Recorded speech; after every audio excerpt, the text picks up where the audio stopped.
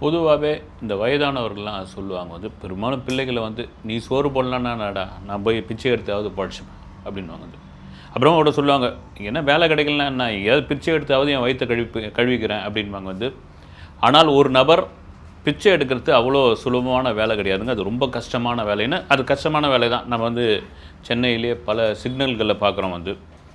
இதையும் மீறி உலக கோட்டீஸ்வர பிச்சைக்காரர் அப்படின்ற ஒரு செய்தி தான் நமக்கு பெரிய ஒரு என்னடா அது உலக கோட்டீஸ்வர பிச்சைக்காரர் அப்படின்னு.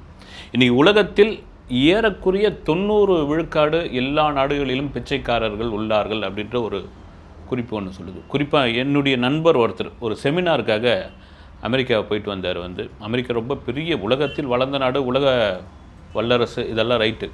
அவர் வாஷிங்டனில் ஒரு ஹோட்டலில் தங்கிட்டு வெளியே வந்தாராம் நைட்டு வந்து. வந்தவொடனே திபுன்னு நம்ம ஊர் பார்த்த மாதிரி பார்த்தீங்கன்னா ஆளுக்கு வந்து ப்ளீஸ் $1 கேட்க ஆரம்பிச்சிட்டாங்கன்னா அத்தனை பேரும் பிச்சைக்காரங்க. திரும்ப ஹோட்டலுக்குள்ளேயே ஓடி போயிட்டாரான் வந்து. நான் இதை எதிர்பார்க்கவே இல்லைன்னு. காலையில் பார்த்தா எல்லாம் கூடாரமாக போட்டு ஓரமாக உட்காந்துட்ருக்காங்க. அந்த அளவுக்கு அங்கே நாட்டில் பிச்சைக்காரர்கள் பெருகிட்டாங்க. இப்போ இந்த உலக கோட்டீஸ்வர பிச்சைக்காரர் அப்படின்ற ஒரு செய்தி பெரிய ஆச்சரியமாக இருந்தது. என்னையா இது அப்படின்ற மாதிரியான ஒரு விஷயம். இதெல்லாம் மாரி இந்த யார் இந்த உலக கோட்டீஸ்வர பிச்சைக்காரர் அதை தெரிஞ்சுக்கிறது முன்னாடி 2 கதைகளை வந்து சொல்கிறேன் நான் வந்து. முக்கியமான கதை, அதையும் கேளுங்க வந்து. குறிப்பாக இவருடைய பேர் வந்து பாரத் ஜெயின். 54 வயசாகுது. மும்பையில் உள்ள பிச்சைக்காரர். 40 வருஷமாக பிச்சை எடுக்கிறார். அதுவும் சத்ரபதி சிவாஜி ரயில்வே ஸ்டேஷனில் 40 வருஷமாக பிச்சை எடுக்கிறாரு. இவருடைய சொத்து மதிப்பு 7,50,00,000. பாந்திராவில் ஒரு அடுக்குமாடி குடியிருப்பு அவருக்கு சொந்தமாக இருக்குது. பாருங்கள், எப்போ அவர் வந்து பிச்சைக்காரர். காலையில் வந்து ஒரு 9 மணிக்கு உட்காருவார். நைட்டு 9 மணி வரைக்கும் பிச்சை எடுப்பார். 12 மணி நேரம். ஒரு நாளைக்கு அவர் தட்டில் விழுற காசு சுமார் 2000 3000 வரை. சீசனுக்கு தகுந்த மாதிரி அது மாறும். விநாயகர் சதுர்த்தி மாதிரி வந்துச்சுன்னு வச்சுங்க, அவர் ஒரு 6000 7000 கூட கல்லா கட்டிடுவார். அவர் என்ன சொல்கிறாரு, ₹1 போடுறாங்கல்ல, சில பேர்லாம் நீங்கள் பிச்சைக்காரங்க பார்த்தீங்கன்னா 10 பைசா போட்டாங்கன்னா அந்த காலத்து திட்டுவாங்க, திருப்பி அடிப்பாங்க வந்து. 10 பைசா போட வேண்டியா நீ அப்படின்னு. ₹1 போட்டால் கூட அது இன்முகத்தோடு அந்த ₹1 வாங்கிப்பங்க, சிரித்த முகத்தோடு. அதே சமயத்தில் அவங்க ₹1000 போட்டாலும் அதே சிரிப்பு தான். ஒரு நாளைக்கு பிச்சை தட்டில் ₹3000 விழுதுன்னா அப்போ பார்த்துங்க வந்து. நான் கொஞ்சம் கொஞ்சமாக 40 வருஷமாக இதை தான் தொழிலாக செஞ்சுக்கிட்டு இருக்கேன். பாந்திராவில் ஒரு அடுக்குமாடி குடியிருப்பு வாங்கிட்டேன். நான் பிச்சை எடுக்கிறதுக்கு கொஞ்ச நாள் என்னுடைய மகன்களுக்கு தெரியாமல் இருந்தது. மகளுக்கு 2 பேர் வந்து தெரியாமல் இருந்தது. அவங்க ஒரு ஆங்கில வழி கல்வியில் கான்வெண்ட்டில் படிச்சுக்கிட்டு இருக்காங்க. அதில் ஒரு நாள் பார்த்துட்டாப்புல, என் பொண்ணு பார்த்தாச்சு. பார்த்த பிறகு எங்கள் பொண்டாட்டிக்கிட்ட போய் அப்பா பிச்சை தான் எடுக்கிறாரான்னு. ஆமாம் எடுக்கிறாரு, பிச்சை எடுத்து தான் இந்த நிலைமைக்கு வந்திருக்கு, நம்மள நல்லா வச்சுருக்காருல்ல அப்படின்னு. நான் தவறாக சொல்ல, சில பேர் பார்த்தீங்கன்னா இது கூட தவறாக சொல்ல, இந்த காயலாங்கடன் வாங்க அது வச்சுருப்பாங்க வந்து. அவங்க பார்த்தீங்கன்னா அங்கேயே இருப்பாங்க, அந்த கடையிலே இருப்பாங்க, அங்கேயே படுத்துப்பாங்க, அங்கேயே சாப்பிடுவாங்க. ஆனால் நல்ல கோட்டிஸ் வசதியாக இருப்பாங்க. இவங்க இதுவும் இல்லை, அந்த காயலாங்கடை வச்சுருப்பாங்க. அவங்கள சுற்றி உள்ளவர்கள் நல்ல வசதியாக இருப்பாங்க, குடும்பம்லாம் நல்லாயிருக்கும். ஏன்னா அதுலேயே அவங்க பழகி போனவங்க. இதை தான் அவங்க அம்மா சொல்கிறாங்க அந்த மகள்கிட்ட வந்து, உங்கள் அப்பா அவங்கள நல்லா வச்சுருக்காருல்ல, நாம் சொகுசாக இருக்கிறோம்ல, கார் இருக்குல்ல, டிவி பார்க்குறேன்ல, வாரத்துக்கு ஒரு முறை சினிமா பார்க்க போகிறேன்ல, ரைட்டு, அதுவும் ஒரு தொழில் தான். அவங்க வந்து அவங்க அந்த பெண்ணுடைய மணல்லையே மாற்றுறாங்க. ஆனால் பெண்ணுக்கு வந்து சின்ன பொண்ணு இல்லை, அதுக்கு என்ன இருக்கும் வந்து. அவங்கவுங்க ஸ்கூலில் ஒவ்வொருத்தராக கேட்குறாங்க வந்து, உங்கள் அப்பா என்ன வேலை பார்க்குறாங்க, உங்கள் அப்பா என்ன வேலை பார்க்குறாங்க, ஒவ்வொரு ஏன்னா பெரிய ஆட்கள் படிக்கிற பள்ளி வந்து பொய் சொல்லி தான் சேர்த்துருப்பாங்க. இந்த பொண்ணுக்கு வந்து சொல்கிறதுக்கே கூச்சமாக இருக்குது, பொய் சொல்கிறதுக்கு. எங்கள் அப்பா ஒரு பிச்சைக்காரன்னு சொல்கிறதுக்கு எவ்வளோ கூச்சமாக இருக்குது. அவங்க அப்பாக்கிட்டே வந்து சொல்லுது, இதை தொழிலை விட்டுறேன்பா, நல்லா தானே சம்பாதிக்கிறோம், நல்லா தானே இருக்கிறோம். கிட்டத்தட்ட அவன் நவீன் மும்பையில் 3 கடைகள் உள்ளது அவருக்கு வந்து, அந்த நபருக்கு வந்து. ₹7,50,00,000 சொத்து வந்து. அப்போ அவர் சொல்கிறாரு, எம்மா இது 40 வருஷமாக என் ரத்தத்திலே ஊறி போனது, இதை மாற்றவே முடியாது அப்படின்னு. இந்தியாவில் ஒரு ஆண்டிற்கு 1,50,000 கோடி 1,50,000 கோடி பிச்சைக்காரர்களுடைய பணம் வந்து புரள்கிறது அப்படின்ற ஒரு புள்ளி விவரம் சொல்கிறார். எப்பா பார்த்தீங்களா, இப்படியாப்பட்ட ஒரு விஷயம் வந்து. இப்போ இந்த பாரத் ஜெயின் என்ன பண்ணுறாரு, நான் ஆமாங்க நான் பிச்சை தான் எடுக்கிறேன், காலையில் கிளம்புவேன், தட்டு எடுத்து போகிறேன், கத்துறேன், அம்மா அப்பான்னு கத்துறேன், கேட்குறேன், என்னை பார்க்குறவங்க போடுறாங்க, பிச்சை போடுறாங்க, எல்லாத்தையும் சேர்த்துக்கிறேன், வரேன், குடும்பத்திற்கு என்ன தேவையானதோ அதை பண்ணுறேன், மறுபடியும் நான் போய் காலைல உக்காந்துடுறேன்.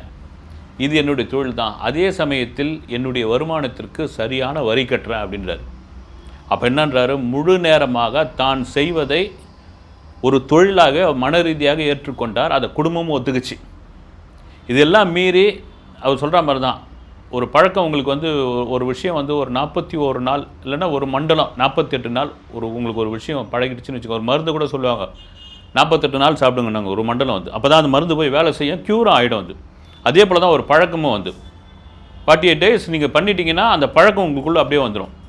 40 வருஷம்னா தொட்டில் பழக்கமாச்சு, இது எப்படி போகும்? ரைட்டு. இவர் அடுத்து என்ன மாதிரி பண்ணுறாரு பாரத் ஜெயின். அதை தாண்டி இவரை மாதிரி எவ்வளோ பிச்சைக்காரர்கள் இருக்காங்க, குறிப்பாக மும்பையில் உள்ளாங்க. அதுக்கு முன்னாடி ஒரு கதை. ஒரு பையனுக்கு வந்து ஒரு கோட்டீஸ்வர தந்தை, பையனுக்கு வந்து இந்த பண பொறுப்பே இல்லை அவனுக்கு. அவன் பாட்டு தண்ணியாக செலவு பண்ணுறான், போகிறான் வரான், இது பண்ணுறான். அவங்க அப்பா வந்து ஒரு பேக்கெட் மணி கொடுக்குறாரு, என்ன எனக்கு பிச்சைக்காரனுக்கு கொடுக்குற மாதிரி கொடுக்குறேன்னு அவருக்கு அவங்க அப்பா கோவம் வந்துடுச்சு. ஏறுறா காரில் அப்படின்னாரு. என்ன ஏற சொல்கிறாருன்ட்டு ஏறி உட்கார வச்சவொடனே நேராக அந்த கார் வந்து ஒரு பெரிய பார்க்கு கிட்ட போச்சு. அந்த பார்க்கில் நிறைய பிச்சைக்காரங்க உட்காந்துருந்தாங்க. ஒரு 3 பேர் மட்டும் கூப்பிட்டாரு அவங்க அப்பா. ஒரு பெரிய வெளிநாட்டுக்கார் வந்து 3 பேரும் பதற அடிச்சுன்னு ஓடினாங்க வந்து, ஏன்னா நல்லா ஐயா நல்லா பிச்சை போடுவார் அப்படின்னு. போனவுடனே அவங்க தட்டில் என்ன பண்ணார், ஆளுக்கு ஒவ்வொரு ₹1,00,000 கட்டு எடுத்து போட்டோன்னே இவன் பையனுக்கு அடப்பாவி, எனக்கு வந்து அளந்து கொடுக்குற, பிச்சைக்காரனுக்கு ஒவ்வொரு லட்சம் கொடுக்குறேன்ட்டு கல்வன மகராஜன் நல்லா இருக்கணும் அது இதுன்னு சொல்லி 3 பேரும் போயிட்டாங்க. போன பிறகு மகனை கூட்டின்னு வந்துட்டார். சரியாக 1 வருஷம் அதே நாளில் திரும்ப காரில் ஏற்றிட்டு கூட்டு போனோடனே வழக்கமாக பிச்சை எடுக்கிறவங்க அதில் ஒருத்தன் அங்கேயே தான் இருக்கிறான், மீதி 2 பேர் காணோம். அந்த ஒருத்தனை கூப்பிட்றாரு, தெரிதா என்னன்றார். ஐயோ மகராஜா அப்படின்றான். ₹1,00,000 கொடுத்தேன், என்னையா பண்ண அப்படின்னு. ₹1,00,000 2 மாதம் சும்மா ஜல்சாவாக இருந்தேன் சாமி, நான் அருமையான ஒரு வாழ்க்கை வாழ்ந்தேன், பணம்லாம் கரைஞ்சி போச்சு, திரும்ப வந்து பார்க்கில் உட்காந்துட்டேன் அப்படின்னு. மீதி 2 பேர் எங்கன்னா, ஒருத்தன் எங்கன்னு தெரில, ஒருத்தன் அதை பாருங்கள் எதிர்க்க வந்து பேக்கரி வச்சுருக்கான் அப்படின்னா காரை அங்கே திருப்பின்னு போனோடனே அவன் ஓடி வந்து காலை தொட்டு கும்பிட்டு, சாமி நீங்கள் கொடுத்த 1,00,000 முதலீடாக வைத்து ஒரு சின்ன பேக்கரி ஆரம்பித்தேன், அப்படியே வளர்ந்து இன்றைக்கி பெரிய அளவில் இருக்குது, சந்தோஷமாக இருக்கிறேன்னு. சரி இன்னொருத்தன் என்ன உயரமாக இருப்பானே அவன் எங்கே அப்படின்னு கேட்டவுடனே, அவன் நீங்கள் கொடுத்த 1,00,000 வாங்கினாங்களே மாதிரியே நேராக என்ன பண்ணிட்டான், சூதாட போயிட்டான். சூதாட போயிட்டான். அவன் இங்கே பிச்சை எடுக்கும் பொழுது பிச்சை காசில் போய் சூதாடுவான். ₹1,00,000 வந்தவொடனே என்ன ஆகிடுவான், அங்கே வந்து சீட்டாட்டமும் கையுமா அங்கேயே படுத்துட்டான், தூங்கிட்டான். இப்போ அந்த வாழ்க்கையை அப்படி ஆகிப்போச்சு அவனுக்கு. திரும்பவும் பிச்சை எடுத்து சூதாடிக்கிட்டு இருக்கான்னு மகன்கிட்ட சொன்னாப்ப, இந்த 3 பேருடைய வாழ்க்கையை பாரு எப்படி இருக்குதுன்னு. இந்த வாழ்க்கையில் இந்த பேக்கரிக்கார மாதிரியான ஒரு வாழ்க்கையை நீ தேர்ந்தெடுக்கணும், அதுக்கு வந்து பணத்தோட அருமை தான் ரொம்ப முக்கியம்னு. இப்போ இந்த மும்பையில் இருக்காங்களே இந்த பாரத் ஜெயின், இவன் வந்து முதல்ல இது பண்ணால அவன் மாதிரி கூட கிடையாது.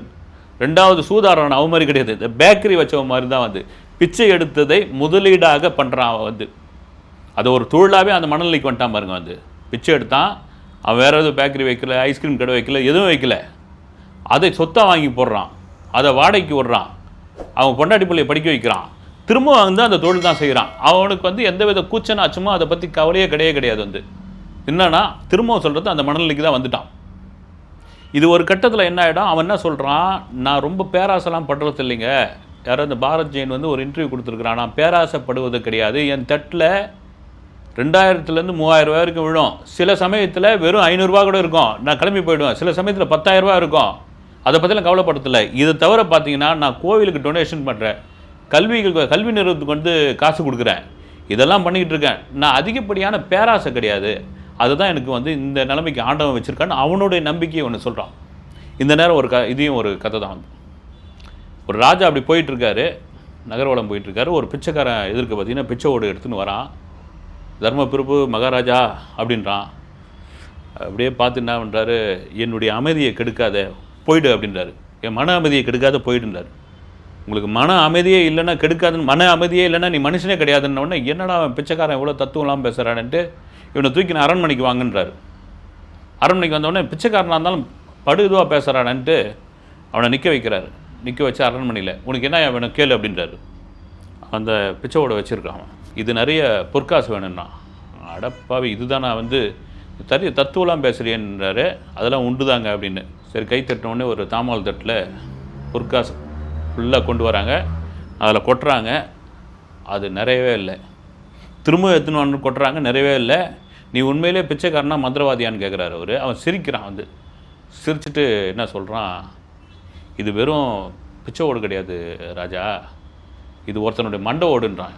ஏன்டா அப்படின்னு, பேராசை பிடித்த ஒருத்தனுடைய மண்டை ஓடு எவ்வளோ வந்தாலும் பத்தாது பத்தாது பத்தாதுன்னு ஒருத்தன் வந்து இருந்தால் அவன் செத்து போயிட்டான்.